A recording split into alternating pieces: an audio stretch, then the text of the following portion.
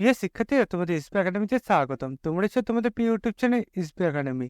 বন্ধুরা, তোমাদের প্রতিদিনের মতো আজও কেপি কনস্টেবল এবং ডাব্লিউপি কনস্টেবলের 2024-এ নতুন যে ভ্যাকান্সি বেরোচ্ছে তার কিছুদিন পরে তোমাদের পরীক্ষাতে চলেছে।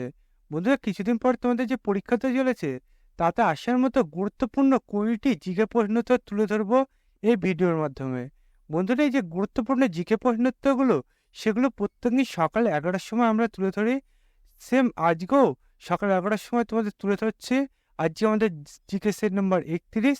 অলরেডি আমরা জিকে সেট 30টি তুলে ধরেছি। যারা দেখেনি অতি অবশ্যই আগের ভিডিওগুলো দেখে নেবে এবং চ্যানেল সদস্য হয়ে থাকলে চ্যানেলটিকে সাবস্ক্রাইব করে পাশে থাকা বেল আইকনটি অল করে রাখবে। কারণ বন্ধুরা, আমাদের এই চ্যানেলে চাকরি সংক্রান্ত ছোট বড় খবর এবং অঙ্ক, জিআই, জিকে শর্ট ট্রিক্স বুঝিয়ে থাকি। তাই বন্ধুরা, যারা এখন আমাদের চ্যানেলটিকে সাবস্ক্রাইব করেনি অতি অবশ্যই এই ভিডিওটি দেখার পর সাবস্ক্রাইব করে পাশে থাকা বেল আইকনটি অল করে রাখবে। এবং বন্ধুরা, আজকের ভিডিওটি স্কিপ না করে পুরো দেখবে। তার পাশাপাশি বন্ধুরা, তোমাদের কেপি কনস্টেবল এবং ডাব্লিউবি কনস্টেবলে 2024-এ নতুন যে ভ্যাকান্সি বেরোচ্ছে তার মধ্যে তুমি তোমার একটি পদ বেছে নাও এবং তার জন্য তুমি পড়াশোনা চালু করো আজই। কারণ বন্ধুরা, তোমাদের যখন পরীক্ষার টাইম আসবে এবং তুমি তখনই গিয়ে তোমার পড়াশোনাটা চালু করবে, তাহলে তুমি প্রচুর পস্তাবে। কারণ বন্ধুরা, তোমাদের কম্পিটিশান এবার খুব হাই যাবে। তাই তুমি মনে করবে যে পরীক্ষার যখন আমাদের টাইম হবে তখন গিয়ে আমি পড়াশোনা চালু করবো, তাহলে তুমি প্রচুর পস্তাবে। তাই বন্ধুরা, তোমাদের বলছি তুমি আজই পড়াশোনা চালু করো।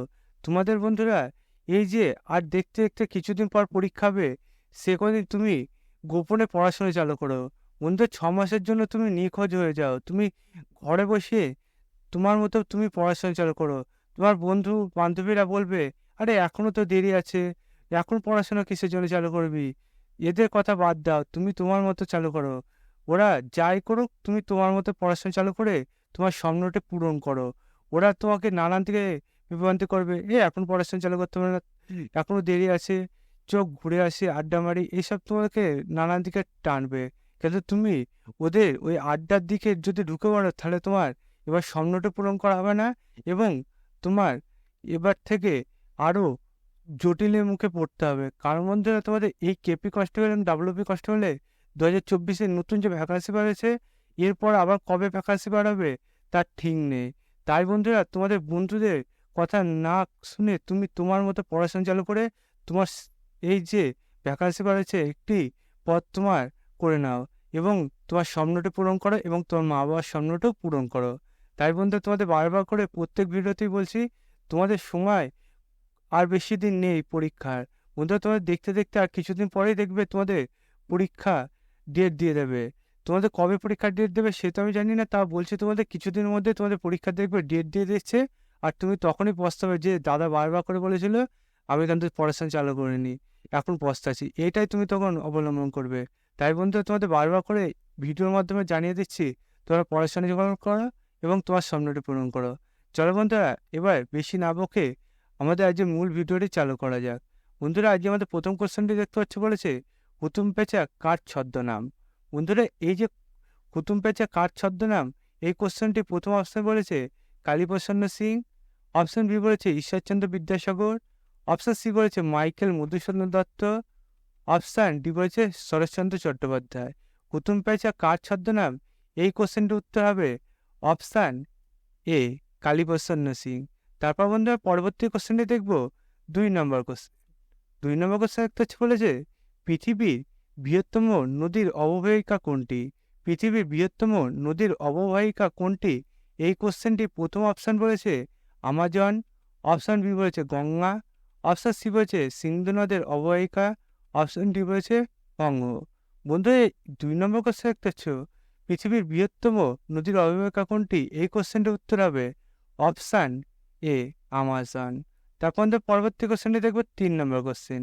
3 নম্বর কোশ্চেন একটা চলেছে দার্জিলিংয়ের জলের স্ফুটাঙ্ক 100 ডিগ্রি সেন্টিগ্রেডের ড্যাশ। বন্ধুরা, এই যে দার্জিলিংয়ের জলের স্ফুটাঙ্ক 100 ডিগ্রি সেন্টিগ্রেডের, এই কোশ্চেনটি প্রথম অপশন রয়েছে বেশি, অপশন বি বলেছে সমান, অপশন সি বলেছে কম, অপশন ডি বলেছে এদের মধ্যে কোনোটাই নয়। বন্ধুরা, এই যে 3 নম্বর কোশ্চেন বলেছে দার্জিলিংয়ের জলের স্ফুটাঙ্ক 100 ডিগ্রি, এই কোশ্চেনটার উত্তর হবে অপশান সি কম হবে, দার্জিলিংয়ের জলের স্ফুটাঙ্ক 100 ডিগ্রি কম। তারপর আমাদের পরবর্তী কোশ্চেনটা দেখবো 4 নম্বর কোশ্চেন। 4 নম্বর কোশ্চেন একটা হচ্ছে বলেছে নিচে কোনটা বেশি ঠান্ডা?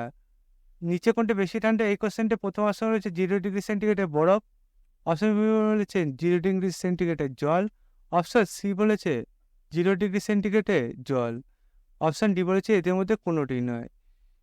নিচে কোনটি বেশি ঠান্ডা, এই কোশ্চেনটার উত্তর হবে অপশান এ 0 ডিগ্রি সেন্টিগ্রেডের বরফ। তারপর আমাদের পরবর্তী কোশ্চেন দেখবো 5 নম্বর কোশ্চেন। 5 নম্বর কোশ্চেন একটা হচ্ছে বলেছে মুম্বাইতে আর্য সমাজ কবে প্রতিষ্ঠিত হয়? মুম্বাইতে আর্য সমাজ কবে প্রতিষ্ঠিত হয়? এই কোশ্চেনের প্রথম অপশন রয়েছে 1870, অপশন বি বলেছে 1875, অপশন সি বলেছে 1876, অপশন ডি বলেছে 1880।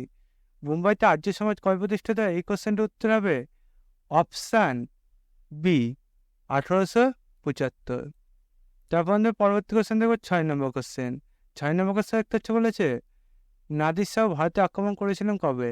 নাদির শাহ ভারতে আক্রমণ করেছিলেন কবে, এই কোশ্চেনে প্রথম অপশন বলেছে 1739, অপশন বি বলেছে 1740, অপশন সি বলেছে 1741, অপশন ডি বলেছে 1742। বন্ধুরা এই যে নাদির শাহ ভারত আক্রমণ করেছিলেন কবে, এই কোশ্চেনটির উত্তর হবে অপশান এ 1739। তারপর আমরা পরবর্তী কোশ্চেনে দেখবো 7 নম্বর কোশ্চেন।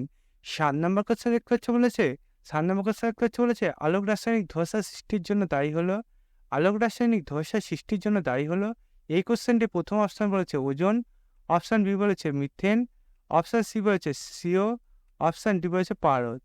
বন্ধুরা এই যে আলোক রাসায়নিক ধোঁয়াশা সৃষ্টির জন্য দায়ী হলো, এই কোশ্চেনটির উত্তর হবে অপশান এ ওজোন। তারপর আমাদের পরবর্তী কোশ্চেন দেখবো 8 নম্বর কোশ্চেন।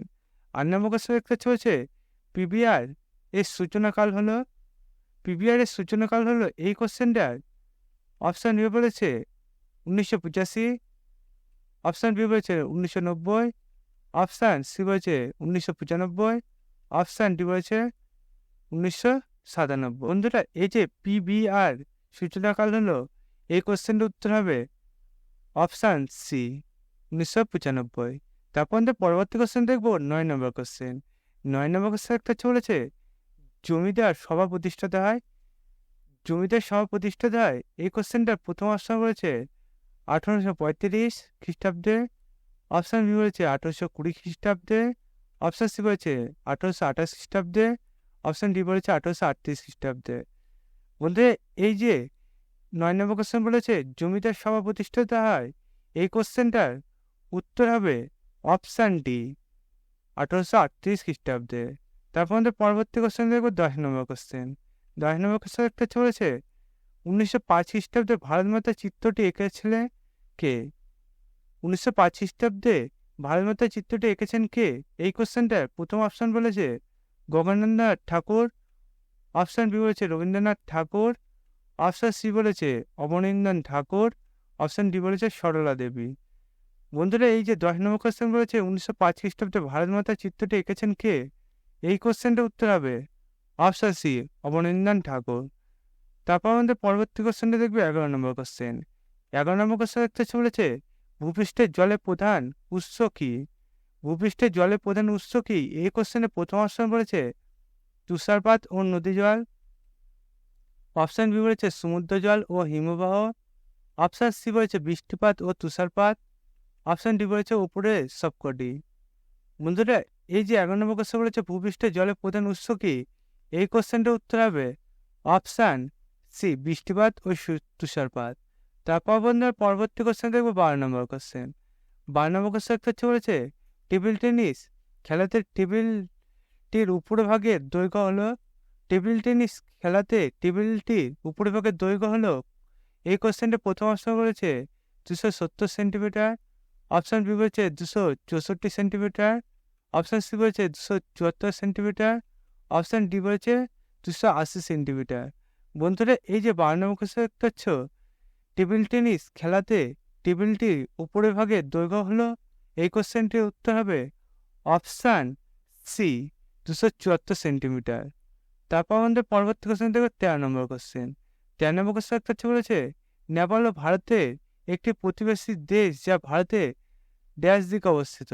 বন্ধুরা এই যে 13 নম্বর কোশ্চেন বলেছে নেপাল ও ভারতের একটি প্রতিবেশী দেশ যা ভারতের ড্যাশ দিকে অবস্থিত? এই কোশ্চেনটার প্রথম অপশন রয়েছে পশ্চিম, অপশন বি রয়েছে পূর্ব, অপশন সি রয়েছে উত্তর, অপশন ডি রয়েছে দক্ষিণ। বন্ধুরা, এই যে 13 নম্বর কোশ্চেন দিয়েছে নেপাল ভারতের একটি প্রতিবেশী দেশ যা ভারতের ড্যাশ দিকে অবস্থিত, এই কোশ্চেনটার উত্তর হবে অপশান সি উত্তর। তারপর আমাদের পরবর্তী কোশ্চেন দেখবো 14 নম্বর কোশ্চেন। 14 নম্বর কোশ্চেন একটা হচ্ছে বলেছে লখনৌ চুক্তি কাদের মধ্যে স্বাক্ষরিত হয়? লখনৌ চুক্তি কাদের মধ্যে স্বাক্ষরিত হয়? এই কোশ্চেনে প্রথম অপশন বলেছে মুসলিম লীগ এবং মহাত্মা গান্ধী, অপশন বি বলেছে ভারতীয় জাতীয় কংগ্রেস এবং আর্য সমাজ, অপশান সি বলেছে ভারতীয় জাতীয় কংগ্রেস এবং মুসলিম লীগ, অপশন ডি বলেছে ভারতীয় জাতীয় কংগ্রেস এবং সৈয়দ আহমেদ খান। বন্ধুরা, এই যে 14 নম্বর কোশ্চেন বলেছে লখনৌ চুক্তি কাদের মধ্যে স্বাক্ষরিত হয়, এই কোশ্চেনটার উত্তর হবে অপশান সি ভারতীয় জাতীয় কংগ্রেস এবং মুসলিম লীগ। তারপর আমাদের পরবর্তী কোশ্চেন দেখবো 15 নম্বর কোশ্চেন। আমাদের 15 নম্বর কোশ্চেন একটা চলেছে কংগ্রেসের সমাজতান্ত্রিক দলের নেতা ছিলেন। কংগ্রেসের সমাজতান্ত্রিক দলের নেতা ছিলেন, এই কোশ্চেন প্রথম অপশন বলেছে সুভাষচন্দ্র বসু, অপশন বি বলেছে মানবেন্দ্র রায়, অপশন সি বলেছে আচার্য নরেন্দ্রনাথ বসু, অপশান ডি বলেছে এদের মধ্যে কোনোটি নয়।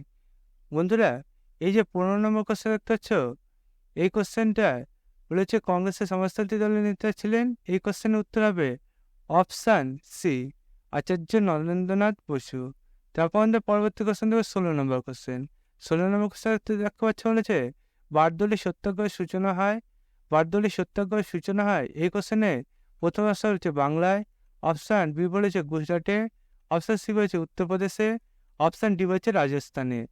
বারদৌলি সত্যাগ্রহের সূচনা হয়, এই কোশ্চেনের উত্তর হবে অপশান বি গুজরাটে। তারপর আমরা পরবর্তী কোশ্চেন দেখবো 17 নম্বর কোশ্চেন। 17 নম্বর কোশ্চেন একটা চলেছে নিচে কোনটি হলো সুষম খাদ্য? নিচে কোনটি হলো সুষম খাদ্য? এই কোশ্চেনের প্রথম অপশন রয়েছে ডাল, অপশন বি রয়েছে মধু, অপশান সি রয়েছে মাংস, অপশন ডি রয়েছে দুধ। নিচে কোনটি সুষম খাদ্য? এই কোশ্চেনের উত্তর হবে অপশান ডি দুধ। তারপর বন্ধু পরবর্তী কোশ্চেনে দেখবো 18 নম্বর কোশ্চেন। নম্বর কোশ্চেন একটা হচ্ছে বলেছে নিচে কোনটি যৌনবাহিত ভাইরাল রোগ? নিচে কোনটি যৌনবাহিত ভাইরাল রোগ? এই কোশ্চেনে প্রথম অপশন বলেছে এডিস, অপশন বি হয়েছে গনোরিয়া, অপশন সি বলেছে সিফিলিস, অপশন ডি বলেছে জন্ডিস। বন্ধুরা, এই যে 18 নম্বর কোশ্চেন বলেছে নিচে কোনটি যৌনবাহিত ভাইরাল রোগ, এই কোশ্চেনটার উত্তর হবে অপশন এ এডিস। তারপর আমাদের পরবর্তী কোশ্চেন দেখবো 19 নম্বর কোশ্চেন। 19 নম্বর কোশ্চেন দেখতে হচ্ছে বলেছে কোন জীব দেহের বাইরের খাদ্য উপাদানে ভাঙে এবং পাচিত খাদ্য শোষণ করে? কোন জীব দেহের বাইরের খাদ্য উপাদান ভাঙে এবং পাচিত খাদ্য শোষণ করে? এই কোশ্চেনের প্রথম অপশন বলেছে হরিণ, অপশন বি বলেছে উকুন, অপশন সি বলেছে অ্যামিবা, অপশন ডি বলেছে মাশরুম। বন্ধুরা, এই যে 19 নম্বর কোশ্চেন বলেছে কোন জীব দেহের বাইরে খাদ্য উপাদান ভাঙে এবং পাচিত খাদ্য শোষণ করে, এই কোশ্চেনটার উত্তর হবে অপশান ডি মাশরুম। তারপর আমাদের পরবর্তী কোশ্চেনে দেখবো 20 নম্বর কোশ্চেন। 20 নম্বর কোশ্চেনে বন্ধু আজ আমাদের শেষ কোশ্চেন। এই কোশ্চেনে দেখতে পাচ্ছ বলেছে বহির্জাত প্রক্রিয়ায় শক্তির মূল উৎস হলো কি? বন্ধুরা, বহির্জাত প্রক্রিয়ার মূল উৎস কি? এই কোশ্চেনের প্রথম অপশন বলেছে বায়ু, অপশন বি বলেছে সমুদ্র স্রোত, অপশন সি বলেছে নদী, অপশন ডি বলেছে সূর্য। বহির্জাত প্রক্রিয়ার শক্তির মূল উৎস কি? এই কোশ্চেনটার উত্তর হবে অপশন ডি সূর্য। বন্ধু, আজ আমাদের শেষ নম্বর কোশ্চেন এবং শেষ উত্তর। বন্ধুরা, এটাই আমাদের উত্তর। বন্ধুরা, তোমরা বুঝতে পারলে তোমাদের কেপি কনস্টেবল এবং ডাব্লিউপি কনস্টেবলের 2024-এ আসার মতো গুরুত্বপূর্ণ 20টি জিকে প্রশ্ন উত্তর। বন্ধুরা, এবার যদি তোমরা গুরুত্বপূর্ণ জিকে প্রশ্ন উত্তর সবার আগে পেতে চাও এবং অঙ্ক জিকে সঠিক সম্বন্ধে বুঝতে চাও, তাহলে অতি অবশ্যই আমাদের চ্যানেলটিকে সাবস্ক্রাইব করবে। কার মধ্যে আমাদের চ্যানেলে চাকরি সংক্রান্ত ছোট বড় খবর এবং অঙ্ক জিকে সঠিক সম্বন্ধে বুঝিয়ে থাকি। তাই বন্ধু, যারা এখন আমাদের চ্যানেলটিকে সাবস্ক্রাইব করেন অতি অবশ্যই সাবস্ক্রাইব করে পাশে থাকা বেল আইকনটি অল করে রাখবে এবং ভিডিওটি তোমাদের বন্ধু বান্ধবের কাছে এখনই ফটাফট শেয়ার করবে, কারণ তারা দেখেতে উপকৃত হতে পারে। আমাদের এই একটা চ্যানেলের মধ্যে এত কিছু দিচ্ছি বন্ধু, তাই তোমাদের বন্ধু বান্ধবদের কাছে এখনই শেয়ার করে তাদের সাবস্ক্রাইব করতে পারবে। আর তুমি যদি সাবস্ক্রাইব না করে থাকো অতি অবশ্যই এখনই সাবস্ক্রাইব করে পাশে থাকা বেল আইকনটি অল করে রাখবে।